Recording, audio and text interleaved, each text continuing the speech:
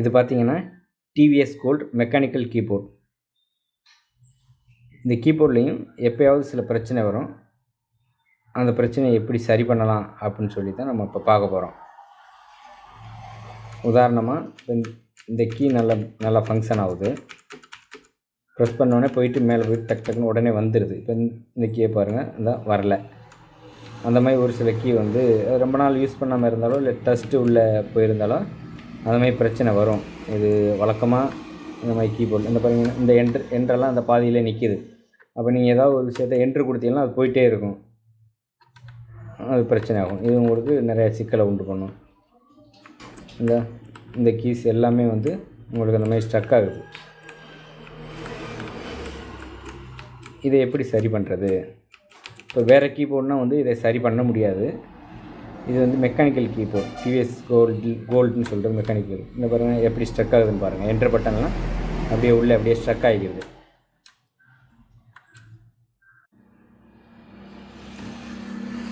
இப்போ இந்த கீ ப்ராப்ளமாக இருக்குது. இப்போ இந்த கீயை எப்படி சரி பண்ண போகிறோம் அப்படின்னு சொல்லிட்டு பார்ப்போம்.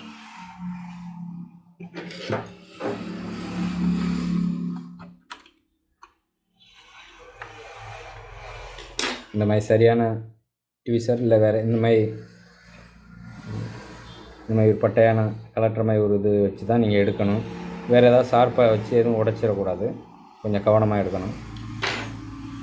இந்த மாதிரி எடுத்தீங்கன்னா வந்துடும். இதில் கீழே பார்த்தீங்கன்னா ஸ்ப்ரிங் இருக்கும். நீங்கள் இதை கலட்டக்கூட தேவையில்லை. இப்படியே வச்சுட்டு இதில் தூசி ஏதாவது இருந்தது அப்படின்னு சொன்னால்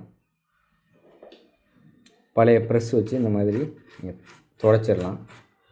துடைச்சிட்டு அடுத்து பார்த்தீங்கன்னா வந்து இது வந்து ஜோரிக் 88 அப்படின்னு சொல்லிட்டு இது வந்து இந்த ரஸ்ட்லாம் க்ளீன் பண்ணுறதுக்காக உள்ளது. இது வழக்கமாக லேப்டாப்போட ஹிங்சஸ் இதெல்லாம் லூஸ் பண்ணுறதுக்காக நம்ம யூஸ் பண்ணுவோம். இப்போ இதை வந்து நீங்கள் என்ன பண்ணுறீங்கன்னா இந்த பட்டன், இந்த ப்ளூ கலர் இதை வந்து புஷ் பண்ணிவிட்டு இதில் லைட்டாக ஒரு ஸ்ப்ரே பண்ணிடுங்க. பண்ணிவிட்டு இந்த மாதிரி ஃபங்க்ஷன் பண்ணி விட்டீங்க அப்படின்னா அது கொஞ்சம் லூப்ரிகேட் ஆகிக்கிறோம். திரும்பி சரியான இடத்துல வச்சு இந்த பாருங்கள் ஏற்கனவே எப்படி இருந்துச்சு. இது கொஞ்சம் நேரம் ஆகும் ஃப்ரீ பண்ணுறதுக்கு. அந்த பட்டனை யூஸ் பண்ணிகிட்டே இருந்தோம் அப்படின்னு சொன்னால் இது வழக்கமான நிலைமைக்கு வந்துடும். உங்களுக்கே தெரியும் எப்படி இருந்துச்சு, இப்போ எப்படி இருக்குது அப்படின்றது உங்களுக்கு பார்க்கும்போதே நல்லா தெரியும். நல்லா ஸ்ட்ரக் ஆச்சு. இப்போ கிட்டத்தட்ட ஒரு 80% சரி ஆயிடுச்சு.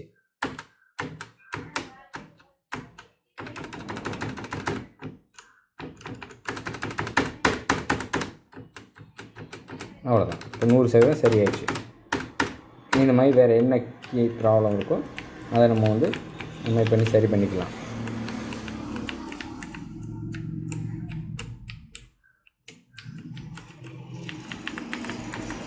இந்த பாருங்கள், இந்த ப்ளஸ் வந்து போயிட்டு பாதியில் ஸ்ட்ரக் ஆகிடுச்சு. நீங்கள் எப்போயாவது இந்த ப்ளஸ்ஸை பயன்படுத்தும் போது ப்ளஸ்ஸை ஈக்குவல் டு மாதிரி பயன்படுத்தும் போது பார்த்திங்கன்னா அந்த கீ ப்ரெஸ்ஸாகி ஓடிக்கிட்டே இருக்கும். அப்போ இதை நம்ம ஏற்கனவே சொன்ன மாதிரி நீக்கிடலாம்.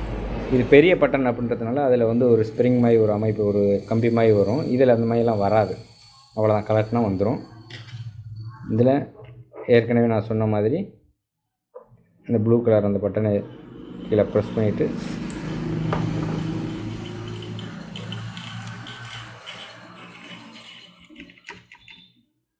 இந்தமாதிரி பண்ணிங்கன்னா சரியாக இருக்கும். இதில் பார்த்தீங்கன்னா வந்து தலைகளாக மாட்டிடக்கூடாது. இந்த அமைப்பு பார்த்தீங்கன்னா இந்த இது வந்து பக்கத்துக்கே பார்த்தீங்கன்னாலே தெரியும் அந்த மாதிரி இருக்கும். இது வந்து இந்த சைடு இருக்கணும். இதே மாதிரி பார்த்து நீ சரியாக மாட்டிக்கணும். இந்த அவ்வளோதான். இப்போ நார்மலாக ஃபங்க்ஷன் ஆகிடுச்சு.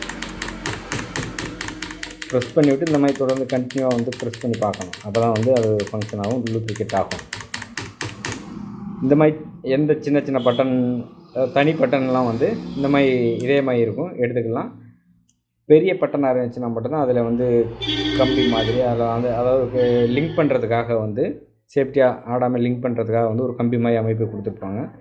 அதை மட்டும்தான் கொஞ்சம் கவனமாக எடுக்கிற மாதிரி இருக்கும். இப்போ என்டர்லாம் இந்த மாதிரி ஒரு இது வரும், ஷிஃப்ட்டுக்கு வரும், ஸ்பேஸ் கீக்கு வரும், கேப்ஸ் லாக்கு, டேப்பு, ஷிஃப்ட்டு,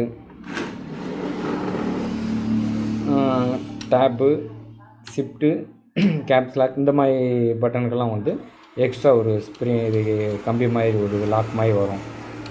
மற்றபடி மிச்ச கீயெல்லாம் கழட்டும்போது யதார்த்தமாக இருக்கும். அது மட்டும் கொஞ்சம் கவனமாக பார்த்து கழட்டினீங்கன்னா சரியாயிடும். நன்றி, வணக்கம்.